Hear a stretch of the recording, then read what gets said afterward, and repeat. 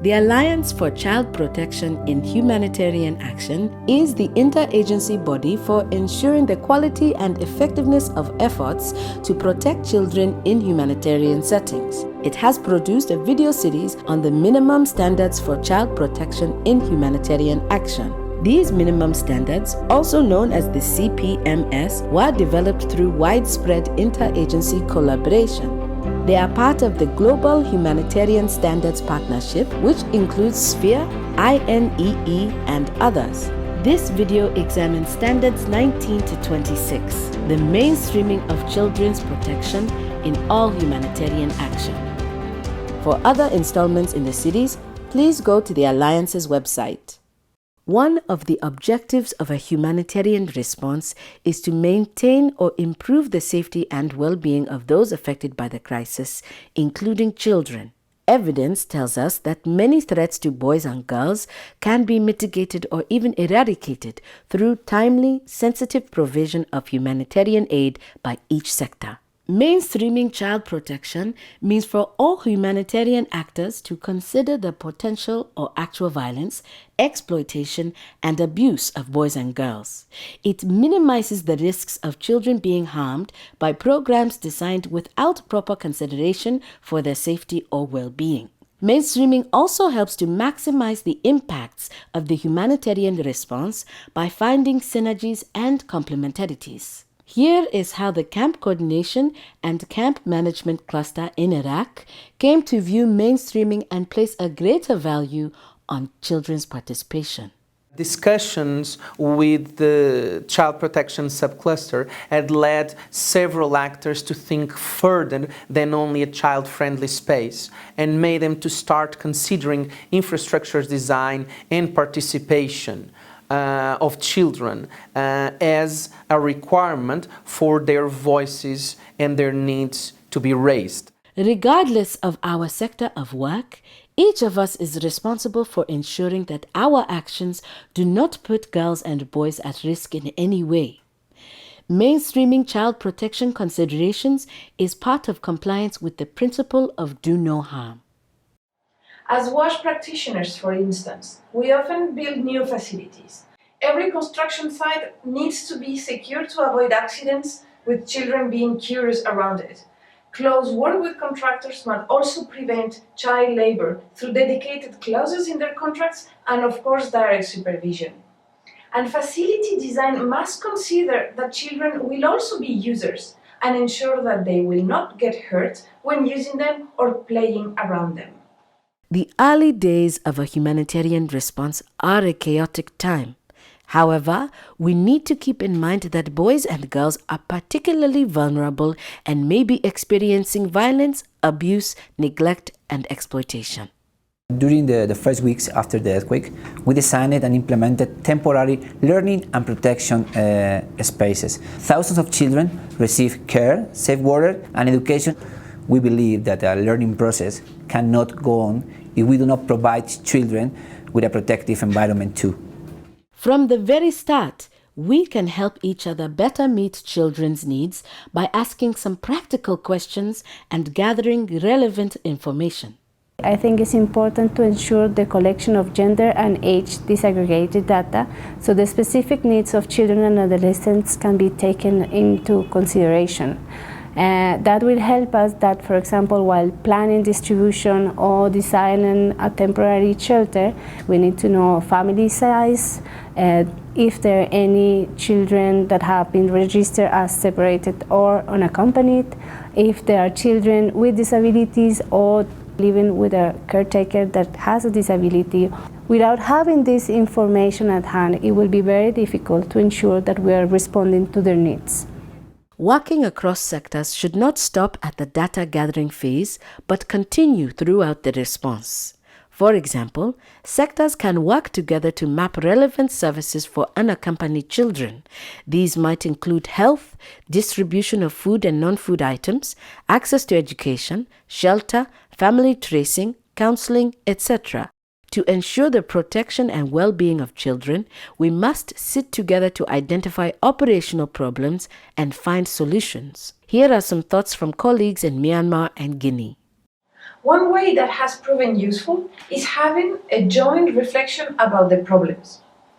During a one-day workshop, key protection issues identified in the camps were looked at by WASH partners, and protection specialists guided the analysis to find solutions together. The outcomes of the collective exercise were captured in a checklist. The whole process of exchange, discussion, joint analysis between WASH and protection was key to build a mutual understanding, increase awareness of WASH staff on protection issues, and make protection specialists aware of challenges faced by WASH actors. During the next months, various joint initiatives derived from this workshop led to a stronger protection mainstreaming, and the checklist itself was integrated into the WASH Cluster Action Plan. Cela aussi nécessite des formations. This requires trainings, common briefings, and also the development of harmonized tools that can be completed and used by everyone in the same way. Par tout le monde de la même façon.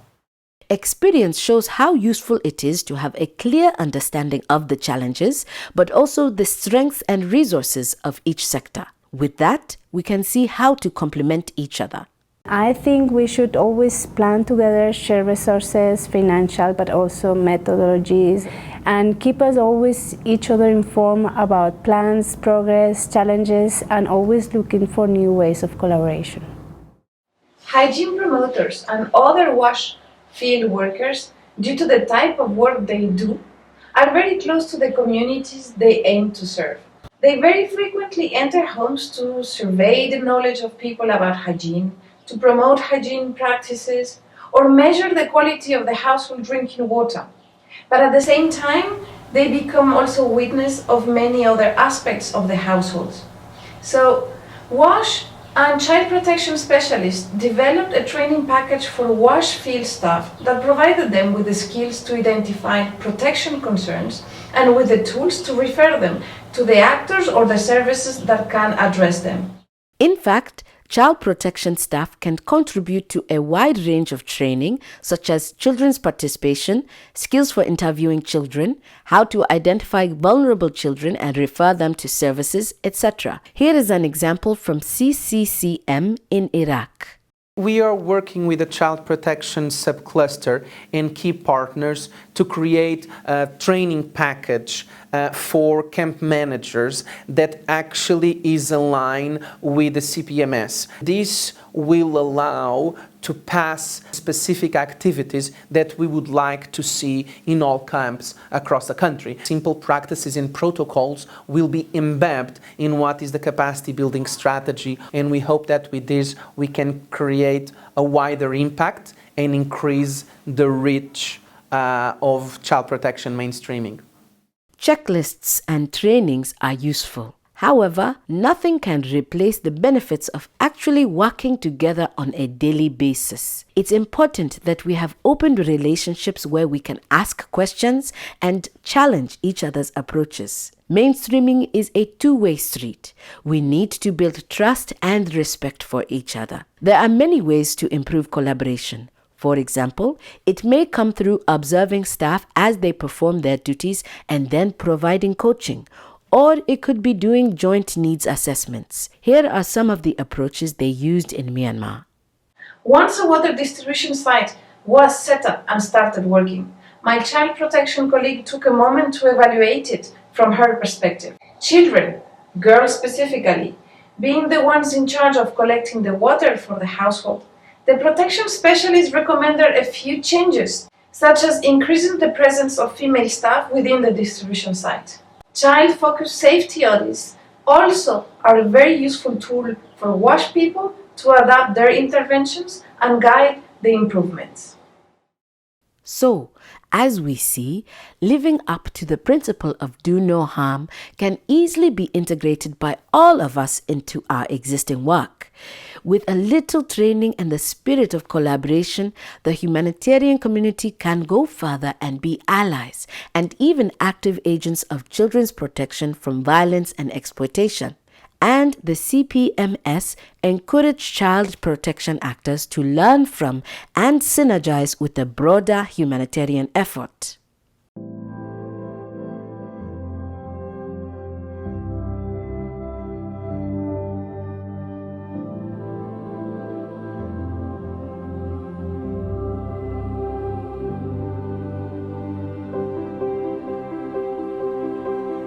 Other installments in this series focus on how to use the CPMS and on the specific standards for addressing needs.